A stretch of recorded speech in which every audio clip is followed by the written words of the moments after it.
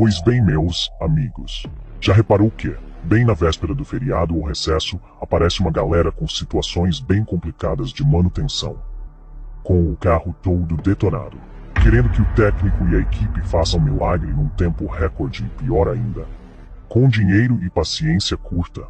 Pois bem, por uma simples questão de segurança, paz de espírito e preservando a sua tranquilidade.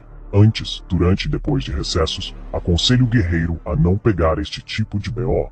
Não vale a pena, amigo. Fora isso, melhor estarmos em paz com a consciência, do que passar raiva e ainda ficar mal por muito tempo, por conta de situações evitáveis. Cuida.